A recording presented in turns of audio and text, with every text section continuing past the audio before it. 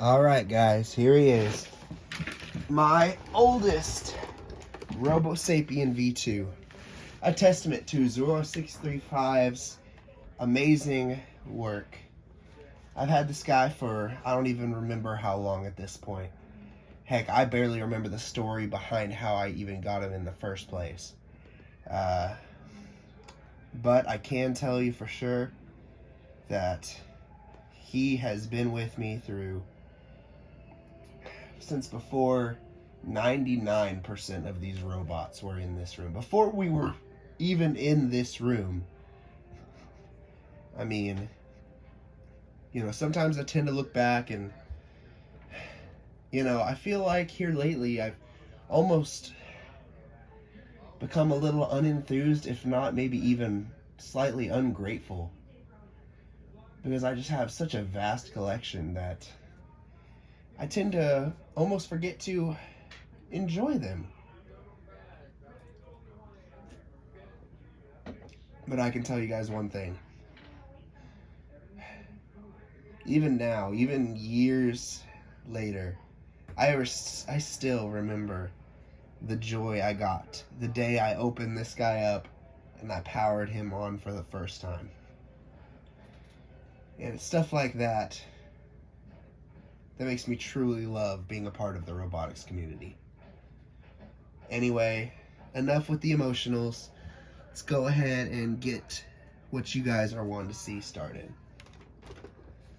Self-diagnostic initiated. I am Wowie Robotics Model RSV2.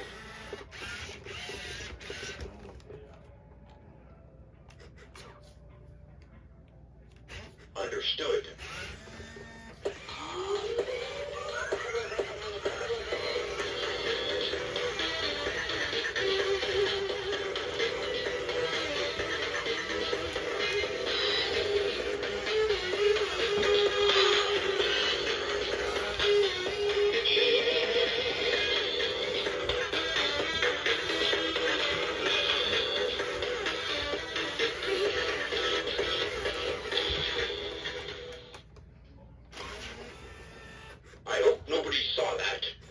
Now, I'm gonna keep Signal lost. I'm gonna go ahead and keep the demo going, but while it's going, I want to go ahead and tell you guys about something that I've got going on, a little side project, so to speak. So let's go ahead and start the torture test. So I have started developing replacement gears for the Robosapien V2. So I actually currently have two V2s completely torn apart. And I mean, I guess I couldn't say necessarily completely torn apart, but to the point where you can definitely tell that they're torn apart. You know what I mean? They're kind of scattered about at the moment, so I'm glad that you guys are pointing towards the collection and not towards my workbench. But I'm trying to go ahead and get some spare parts modeled up in order to maybe, hopefully, help the community with keeping these guys alive. As far as the more complex parts goes, like the chassis and, you know, motor mounts, stuff of that sort, that's just something that'll have to come with time. There's a lot of complex geometry going on within these robots. A lot more than you would expect, especially considering that these things were sold on the toy aisle. Which I guess, you know, sacrifices have to be made in order to allow small DC motors do what these robots are able to do. So I'm hoping that with time I might be able to acquire some more parts that I can model up. In fact, I'm hoping I can actually get a hold of a 3D scanner so that I can actually directly copy the parts, because parts are getting extremely scarce. High five. Too slow. And much like I was talking about in the previous demo, Hey, baby. running these guys is almost Signal lost. nerve-wracking to some regard. You know, they're just getting so old, Stopping. and especially like with the white models like this one, you can see the discoloration on his leg and his arms. Hey, And, where did it go? you know, some of that wasn't even originally present when I first received this robot. That's just part of the natural aging process, which obviously there are ways to reverse this, and I'd like to give some of them a try, but sometimes some of the parts get to a point where they're so yellowed that it's almost too much of a risk to even take them apart because they're yellowed internally as well. And unfortunately, the way that these were designed, they're meant to be mass produced. They're meant to not be necessarily easily repairable. They were never designed with that in mind. They were designed to be sold on the toy aisle. So there's no, metal threading. It's directly to plastic. And that's another thing that comes with the difficulties of repairing these guys.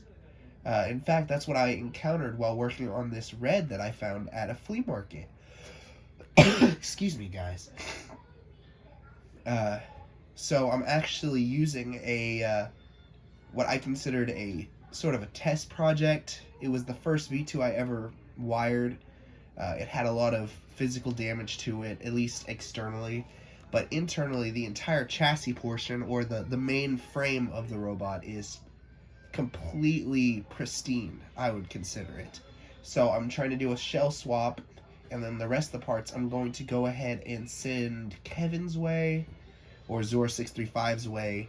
That way he can continue to also revive these bots. And in return, as he's disassembling and getting more parts on hand, I'm hoping he can send me back some more unassembled parts, maybe ones that he needs on a more regular basis, in order to 3D print those as well.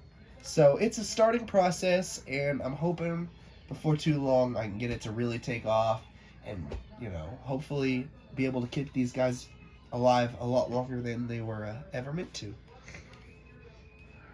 So, what should we end it on, guys? Spare change? World domination plan initiated. Here you are.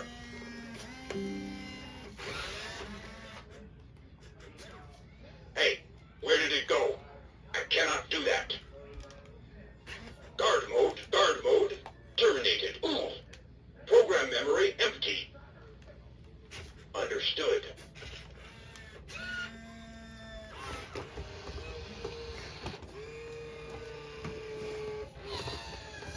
Let's go ahead and give him something to pick up. Grip feedback failure. See if he can actually get it.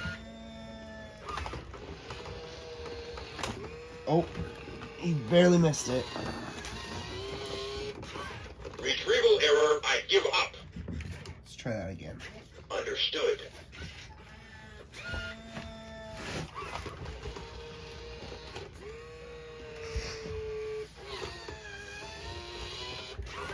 Retrieval error. Well, he got it, but he didn't register it. I'll consider that a success.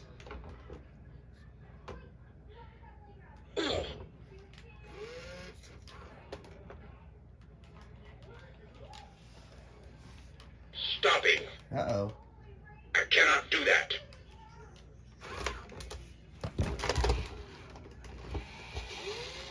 Understood.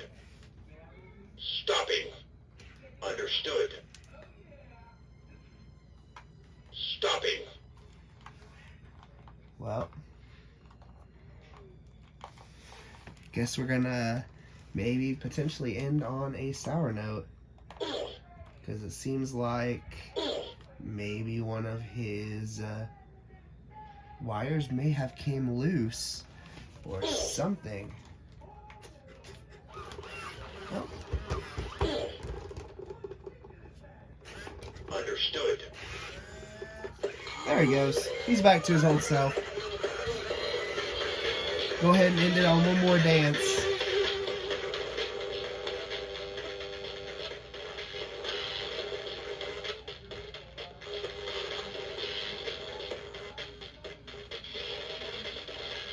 Wow.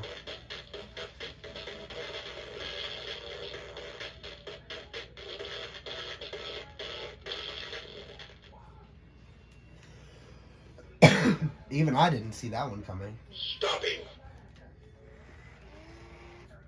It definitely seems like there is some kind of loss of power going on somewhere. Self-diagnostic initiated. I am Wowie Robotics Model RS-V2. Understood. Try that one more time.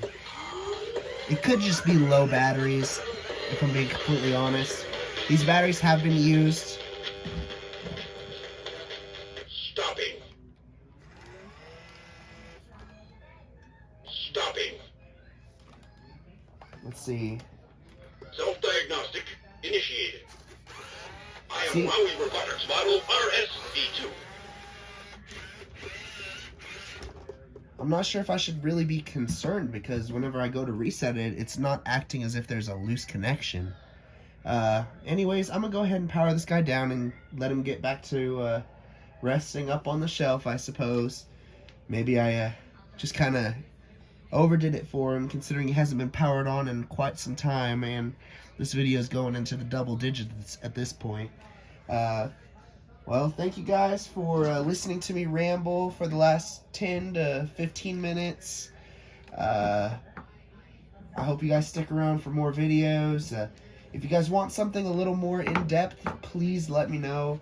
I usually tend not to actually plan these or, get them laid out in any specific order. I just kind of go with the flow and play around with them just like I would any other day. The only real big difference is I'll tend to do some of their more risky moves whenever I'm recording. So gonna go ahead and get this guy's batteries out of him so that way he can rest easy, and if something was to happen as far as any loose wires or any potential short circuits, which I doubt that that's what it is, just from the way it was acting. It seemed, I don't know. As you can tell from the previous videos, these guys all have their little quirks, so maybe this is just a new little quirk you gotta deal with. Anyhow, I'm gonna go ahead and get off here now, so thank you guys for watching.